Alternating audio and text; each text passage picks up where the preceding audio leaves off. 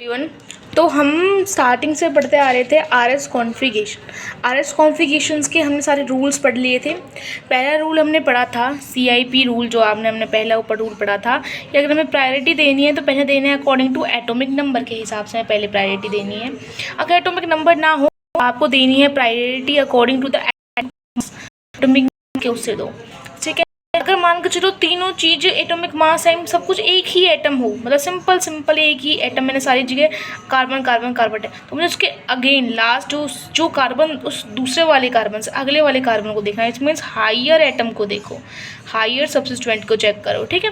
And the fourth one is that, ये सारी चीज़ों को अलग हटाते हुए हमारा फोर्थ वाला कहता है कि अगर आपको कहीं भी डबल ट्रिपल बॉन्ड दे रखे हों, so firstly make them triplet और डुप्लीकेट, ऐसे आपको फॉर्म्स करने हैं। डुप्लीकेट मतलब कैसे, मैंने कहा आपके सामने कार्बन कार्बन डबल बॉन्ड्स हैं और फिर कार्बन और उस डबल बॉन्ड है, तो मुझे क्या करना पड़ेगा, इस बॉन्ड को तोड़ूंगी तो ये आपका बॉन्ड, पहले तो भाई एक बॉन्ड तो बना ही पड़ा है कार्बन ऑक्सीजन। जब मैंने तोड़ा तो मैंने देखा कि जब ये वाला कार्बन किससे जुड़ा पड़ा था, ऑक्सीजन से, और ये वाला ऑक्सीजन किससे जुड़ा पड़ा था, कार्बन से, तो ये बन गया आपका डुप्लीकेट, ठीक है। और एक और मैं आपको बता दूँ, हमेशा ध्यान रखना, अगर प्रायोरिटी ऑर्डर ट्रिपल बॉन्ड और सेकंड बॉन्ड में देने के लिए तो आपको ट्रिपल बॉन्ड को ज़्यादा प्रायोरिटी देनी है। अब उसके बाद मैंने कुछ क्वेश्चंस भी आपके सामने कराए थे, जैसे ये वाला क्वेश्चन आपने देखा था, ये डुप्लीकेट और ट्रिप्लीकेट वाले क्वेश्चन कराए थे। अब मैं कुछ क्वेश्चन और लेके जाती हूँ। ये ना कुछ इंक्रीजिंग प्रायोरिटी टेबल है, ठीक है, याद भी कर लो ना करो कोई दिक्कत नहीं है, पर ये थोड़ा बहुत याद होना चाहिए, थोड़ा बहुत याद होना चाहिए कि क्लास में आपके क्या है, एस वाले हैं, फिर कुछ आपकी ये है, क्या कहते हैं उसे, ये क्लोरीन फ्रोमिन ब्रोमीन जो भी होता है, ठीक है। उसके बाद कुछ ये है, मैं आपको दिखाती हूँ एग्जांपल से। एग्जांपल मेरे पास है आपके सामने, ये C double bond O H H O H CH2 OH, ये आपके पास क्या है, एक मॉलिक्यूल मुझे दे रखा है, ठीक है। अगर आप यहाँ पर देखोगे, यहाँ पर मुझे क्या देखने के लिए मिल रहा है कि ये वाला ऑक्सीजन जुड़ा पड़ा है, ये आपका हाइड्रोजन जुड़ा पड़ा है, तो पहली प्रायोरिटी आपकी कार्बन कार्बन सबसे ज़्यादा एटॉमिक नंबर किससे ज़्यादा है, ऑक्सीजन का ज़्यादा है, तो पहली प्रायोरिटी जाएगी ऑक्सीजन को, ठीक है। अब क्वेश्चन ये तो आपका फोर्थ पे जाएगा, है ना, फोर्थ पे जाएगा सिंपल। इसमें प्रायोरिटी देने की बात करूँ तो ये कार्बन है, ये भी कार्बन है। अब ये कार्बन किससे जुड़ा पड़ा है, यहाँ पर हाइड्रोजन से, यहाँ पर ऑक्सीजन से, यहाँ पर किससे, OH से, तो दोनों ऑक्सीजन, ये भी ऑक्सीजन, तो किसको प्रायोरिटी दें, तो इसमें ध्यान रखना, ये आपका क्या एल्डिहाइड ग्रुप है आपका, ये क्या है आपका एल्कोहल ग्रुप, तो एल्डिहाइड आपका ज़्यादा मोर प्रायोरिटी में होता है, तो आपके सेकंड पे आएगा, ये आपका थर्ड पर आएगा। ऐसे क्वेश्चंस आपको गिवन होंगे, ठीक है, ऐसे क्वेश्चंस क्या होंगे, आपको गिवन होंगे। एक एग्जांपल और लेके चलते हैं, let's do an example, another example, जिसमें हमें दे रखा है लाइक दैट,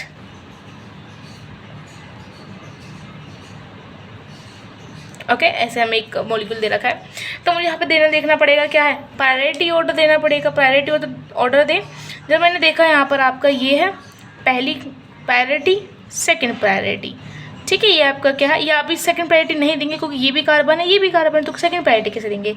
अब देखते हैं हम उसके बाद, ये कार्बन किससे जुड़ा है, CH2 लिखूँ तो इसे H से जुड़ा पड़ा है, ये कार्बन किससे, C से, ये कार्बन क्या है, ये भी C से जुड़ा पड़ा है। चलो भैया, यहाँ ये दो हटे ही करूँ तो फोर्थ पे आएगा, इन दोनों में हमें डिस्कस करना है। ये अगर CH2 लिखूँ तो ये अगला किससे जुड़ा पड़ा है, H से, इसे देखूँ तो C से जुड़ा पड़ा है, इसका मतलब इसे प्रायोरिटी ज़्यादा दी जाएगी। एक तरीके से आप ध्यान रखना, अगर चेन दे रखे हैं वो कार्बन चेन, तो आप लॉन्ग चेन कह लो उसको, या फिर ये कह लो कि अगला कार्बन से जुड़ा पड़ा है, ये अगला हाइड्रोजन जुड़ा पाएगा, तो सेकंड प्रायोरिटी यहाँ जाएगी, थर्ड प्रायोरिटी यहाँ जाएगी। ऐसे क्वेश्चंस आपको गिवन होंगे। नेक्स्ट क्वेश्चन मैं आपको सामने लिखती हूँ, एक और आपको करके देखना है ये,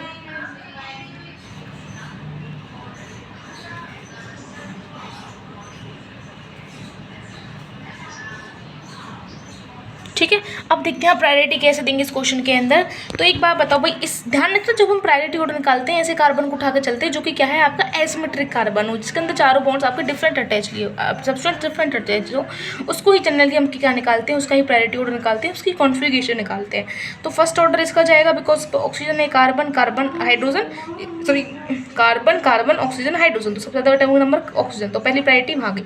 दूसरा केस कहता है हमसे एटॉमिक मास, तो एटॉमिक मास में देखेंगे तो ये तो आपका फोर्थ पे गया। अब कार्बन कार्बन ये है, अब देखेंगे ये कार्बन किससे जुड़ा पड़ा है, अगले कार्बन से, ये भी अगले कार्बन से, लेकिन इसके बीच में क्या है, डबल बॉन्ड है, इसके बीच में क्या है, ट्रिपल बॉन्ड है, तो यहाँ जाएगी आपकी सेकंड प्रायोरिटी और थर्ड प्रायोरिटी जाएगी आपकी यहाँ। ऐसे क्वेश्चन आपको। एक और क्वेश्चन देखते हैं, हाँ मम्मी,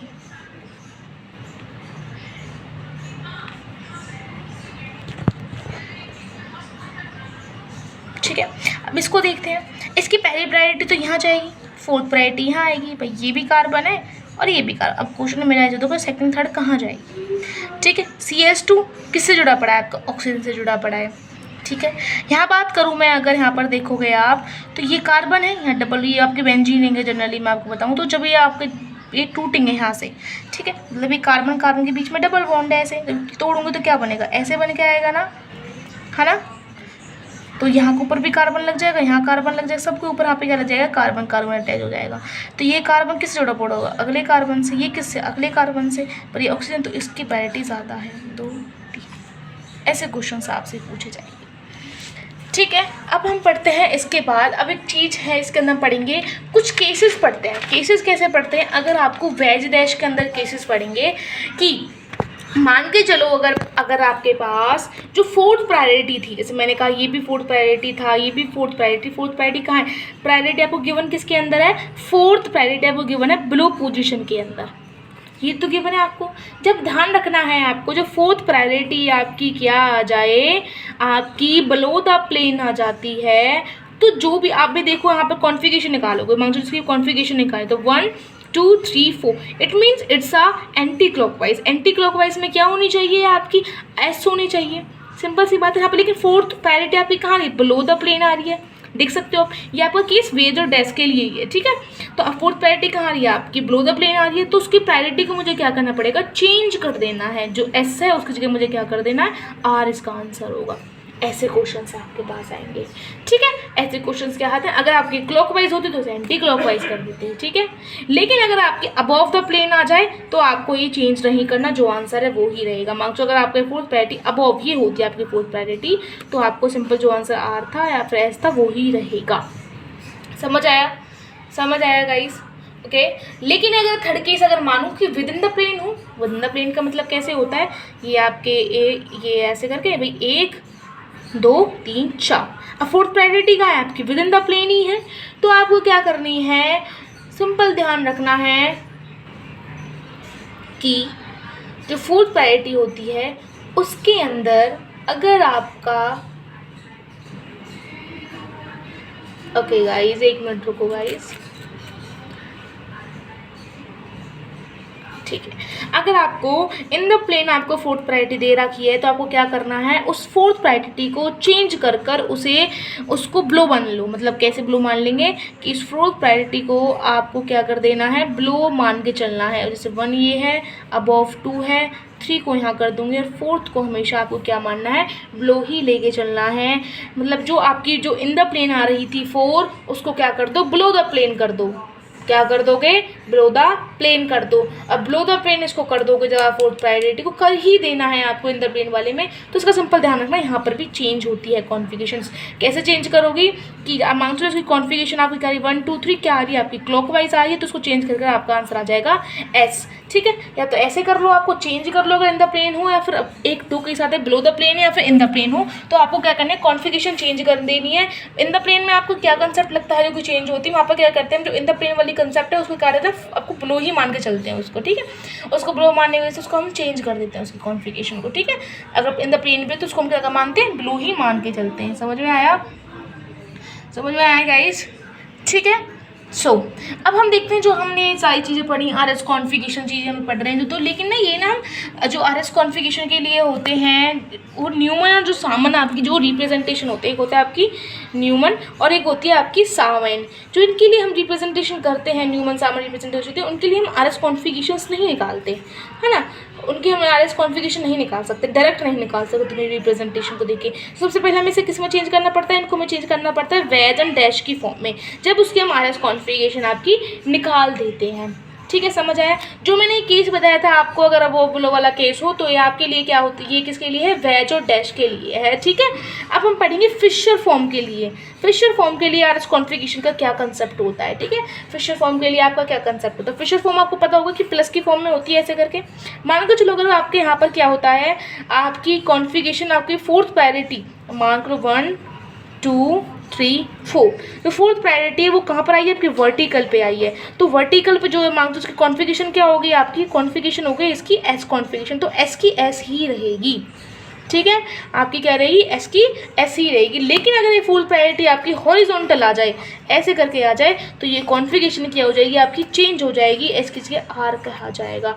ठीक है, समझ आया। फिशर डायग्राम के अंदर हॉरिजॉन्टल के अंदर आपका एस कॉन्फ़िगरेशन चेंज हो जाती है। ये है आपका फुल प्रायोरिटी वाला कंसेप्ट। अब कुछ क्वेश्चन हम देखेंगे इसके साथ साथ कैसे क्वेश्चन को हम सॉल्व करते हैं। जनरल जो आपको मैं बता दूँ, ये हमने पढ़ा जो आर एस कॉन्फ़िगरेशन है वो आपका किसके लिए होता है, उन कार्बन के लिए होता है जिसमें 4 डिफरेंट सब्स्टिट्यूएंट्स आपके अटैच होते हैं। और आपका वो जनरली हम उस कार्बन को भी लेते हैं जो कि क्या होता है आपका कैरल कार्बन होता है। कैरल कार्बन क्या था आपका, कैरल सेंटर जो आपका होता है, कैरल सेंटर मतलब क्या था आपका, ऐसा सेंटर जहाँ पे चारों सब्स्टिट्यूएंट्स डिफरेंट अटैच हो, और डिफरेंट अटैच होंगे, सिंपल सी बात है। तो वो आपका एक कार्बन की बात करूँ मैं यहाँ पर, ठीक है। कैरल सेंटर, उस कैरल सेंटर को लेंगे जिसमें डिफरेंट सब्स्टिट्यूएंट प्रेजेंट हो और पी एस क्या हो, एब्सेंट हो। अगर पी ओ से एब्सेंट होगा इसका मतलब क्या है, आपको ऑप्टिकली एक्टिव होगा। ऑप्टिकली एक्टिव के लिए हमारे कॉन्फ़िगरेशंस निकालते ही हैं, तो उस कार्बन को हम जनरली लेके चलते हैं हर कंपाउंड के अंदर। अब मैं आपको कुछ ऐसे क्वेश्चंस भी दिखाऊंगी जिनके अंदर बहुत सारे कैरल सेंटर प्रेजेंट है, पर हम उन कैरल सेंटर्स को लेते हैं जिनके अंदर चारों डिफरेंट सब्स्टिट्यूएंट्स अटैच होगा। क्योंकि आपने पढ़ा था कि आपका कोई भी मॉलिक्यूल, हर मॉलिक्यूल ऐसा नहीं है कि जो आपका कैरल मॉलिक्यूल होगा वो आपका कैरल सेंटर उसके अंदर प्रेजेंट होगा। लेकिन अगर कैरल सेंटर प्रेजेंट है उस फर्स्ट एटम के लिए, अगर एक ही मेरे पास कार्बन है और वो क्या है आपका, मान लो ये भी कोई डिफरेंट ग्रुप्स आपके प्रेजेंट हैं चारों के चारों, तो यहाँ पर क्या होता है जनरली आपकी किसके लिए, ये आपका sp3 हाइब्रिडाइज होता है। और ये आपका ऑप्टिकली एक ऐसा जो आपके जो एक तरीके से ऐसा कार्बन, सिंगल कार्बन जो कि sp3 हाइब्रिडाइज होता है, वो हमेशा ऑप्टिकली एक्टिव होता है और इसके अंदर ये कायल सेंटर भी होता है। ये कैसा मॉलिक्यूल होता है, ऐसे ही हम इसके अंदर हम केस लेके चलते हैं। ठीक है, नाउ क्वेश्चंस में हम सारे क्वेश्चंस को सॉल्व करेंगे, लगातार सॉल्व करते चलेंगे कि कैसे कैसे हम क्वेश्चंस को डील करेंगे, आर एस कॉन्फ़िगरेशंस वाली क्वेश्चंस को कैसे डील करते हैं। Now let's do the questions here. कि मान लो चलो पहला क्वेश्चन है मेरे पास, रुको मैं पहले सारे क्वेश्चंस लिख लेती हूँ। Okay, let's solve these questions. तो हमने वो कार्बन उठाया जो कि कायरल होगा, तो मैंने ये कार्बन उठाया यहाँ से। तो 1 2, ये आपका क्या है CS2, ये भी क्या है CS2, ये क्या है आपका कार्बन। ठीक है, देखते हैं हम यहाँ पर सॉल्व करते हैं क्वेश्चंस को। तो पहली प्रायोरिटी आपकी यहाँ जाएगी, फोर्थ प्रायोरिटी आपकी यहाँ जाएगी। अब आती है सेकंड थर्ड प्रायोरिटी। तो ये भी कार्बन है, ये भी कार्बन है। ये कार्बन किससे जुड़ा पड़ा है आपको, ऑक्सीजन से जुड़ा पड़ा है। ठीक है, और ये कार्बन किससे जुड़ा पड़ा है आपका,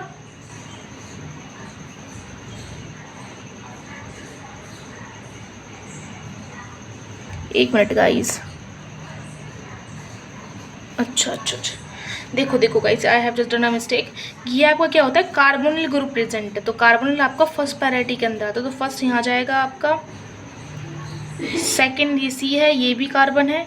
अच्छा, I am very sorry guys. तो पहले ये भी कार्बन, ये भी कार्बन, ये भी कार्बन, ये भी कार्बन, 3 कार्बन। तो इसके अंदर मुझे डिफरेंस भी निकालना पड़ेगा। ये ऑक्सीजन जोड़ा पड़ा तो फर्स्ट प्रायोरिटी यहाँ जाएगी, ये कार्बन अगला कार्बन सेकंड प्रायोरिटी यहाँ जाएगी, ये CS2 के से असली नेक्स्ट हाइड्रोजन से थर्ड प्रायोरिटी, फोर्थ प्रायोरिटी यहाँ। फर्स्ट यहाँ जाएगा एंटी क्लॉकवाइज क्या होता है आपका, एस होता है। पर ब्लो द प्लेन है, तो ब्लो द प्लेन में आपकी कॉन्फ़िगरेशन क्या हो जाएगी इसकी, एंटी क्लॉकवाइज में फोर्थ प्रायोरिटी का है, ब्लो द प्लेन है। अबव द प्लेन होता तो उससे क्या कर देते हम, चेंज कर देते।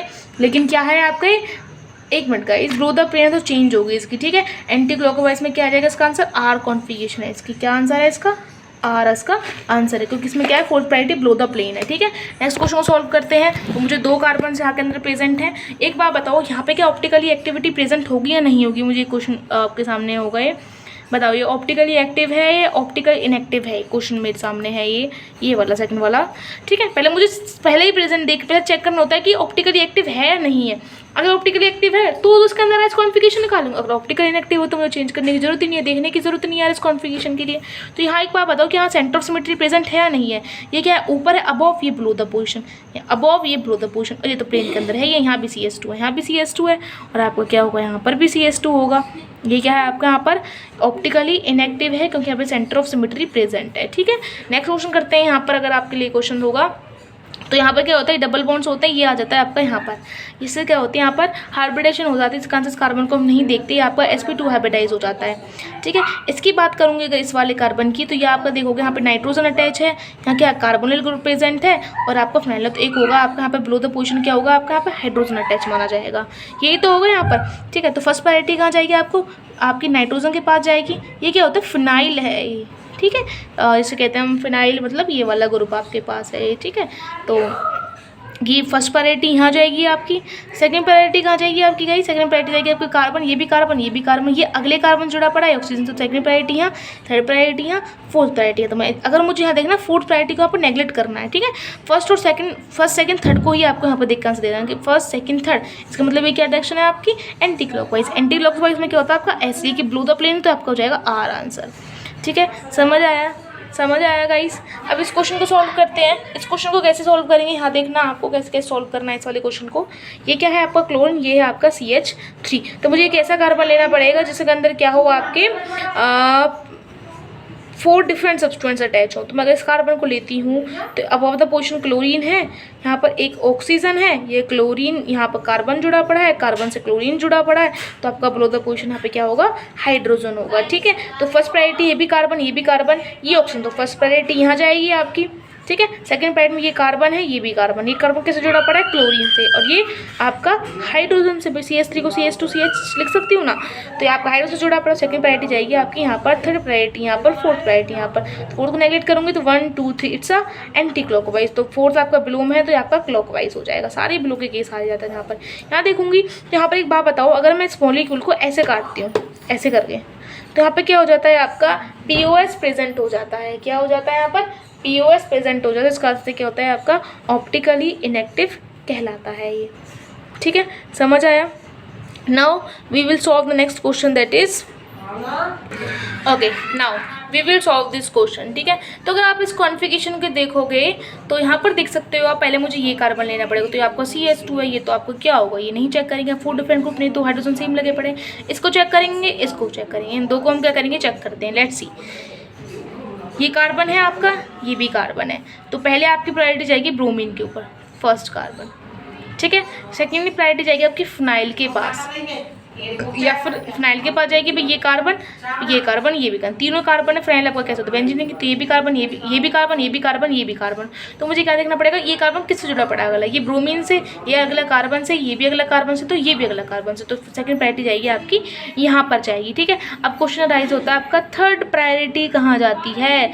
थर्ड प्रायोरिटी की बात करूँगी यहाँ पर, तो एक बात बताओ, जो आपका ये वाला क्वेश्चन है कहाँ गया आपका, थर्ड प्रायोरिटी के लिए निकालेंगे इसको हम।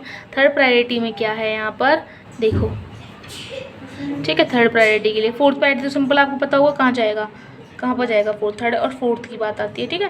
थर्ड है ये आपका फोर्थ है, तो ये कार्बन किससे जुड़ा पड़ा है, अगला ब्रोमीन से, तो थर्ड प्रायोरिटी यहाँ जाएगी आपकी और फोर्थ प्रायोरिटी यहाँ जाएगी। तो ये कैसे जा रही है डायरेक्शन आपकी, एंटी क्लॉकवाइज।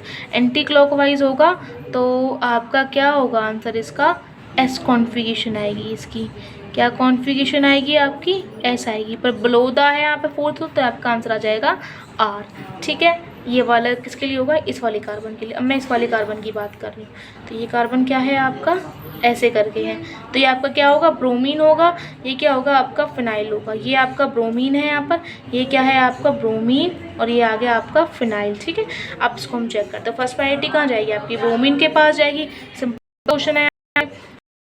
चेक करना है सेकंड प्रायोरिटी का, ये भी कार्बन, ये भी कार्बन है, ये भी कार्बन है, तो लेकिन ये कार्बन और ये कार्बन, ये अगला कार्बन किससे जुड़ा पड़ा है आपका, ये वाला और ये वाला बात कर रहे हैं हम यहाँ पर, ठीक है। तो यहाँ पर ये क्या है आपका, अगला कार्बन किससे जुड़ा पड़ा है आपका, हाइड्रोजन से। भैया आपका क्या CH तो है ये आपका, नहीं गाइस CH नहीं है, I am very sorry guys, ये क्या आपका CH2 है, तो ये किससे जुड़ा पड़ा है आपका, CH2 से। ये वाला कार्बन CH2 से जुड़ा पड़ा है, और ये कार्बन किससे जुड़ा पड़ा है आपका, CH से जुड़ा तो नहीं होगा गाइस, ये C से जुड़ा है बस कार्बन।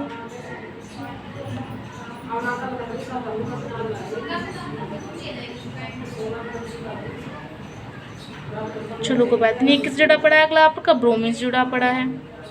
ये आपको किससे जुड़ा पाएगा, कार्बन अगला हाइड्रोजन से जुड़ा हुआ है, एक हाइड्रोजन से। ये आपका कार्बन किससे जुड़ा होगा, पहले आपका कार्बन से या फिर दूसरा आपका ब्रोमीन से, तो ये आपका प्रायोरिटी में जाएगा ही जाएगा, मेरा सेकंड पोजीशन पाएगा, ये थर्ड पर, ये फोर्थ पर आएगा आपका। यहाँ पे क्या होता है, कार्बन टू कार्बन अटैच है, ठीक है, समझ में आया। ये आपका इसमें क्या होगा आपका 1 2 3, तो क्लॉकवाइज में क्या होता है आपका आर, और अबव नहीं है बिलो है,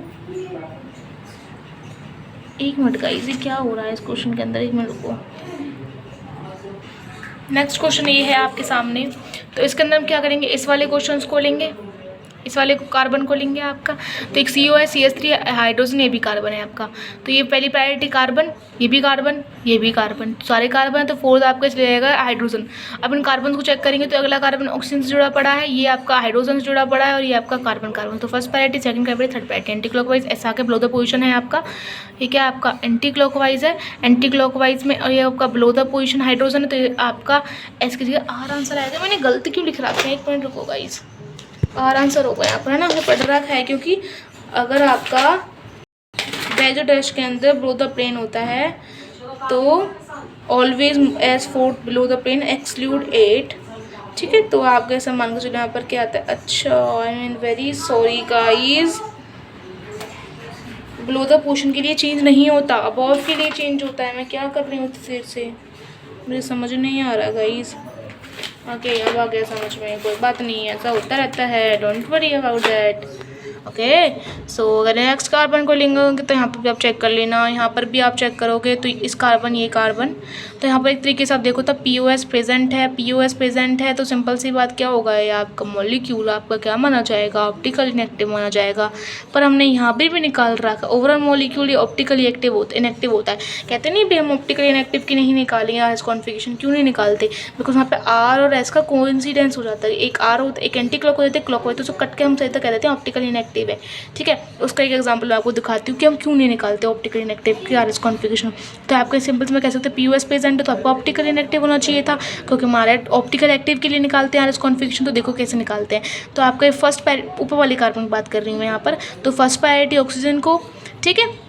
सेकेंड प्रायोरिटी आपकी ये भी कार्बन है, ये भी कार्बन, तो ये कार्बन ऑक्सीजन से जुड़ा पड़ा है, देख सकते हो। मैंने पहला बॉन्ड तोड़ा, पहले तो ये था COH आपका, ये सिंपल ये होता है, ऐसे लिखते हैं इस कार्बोनिल ग्रुप। तो मैंने ऊपर डबल बॉन्ड तोड़ा, ये तो बना ही पड़ा एक बॉन्ड, एक ये ऑक्सीजन किससे जुड़ा पड़ा है, कार्बन से, और ये कार्बन किससे जुड़ा पड़ा है, ऑक्सीजन से, ठीक है। अरे यार सॉरी, देखो यहाँ मैंने तोड़ा इसको, ये आपका कार्बन ऑक्सीजन ग्रुप है।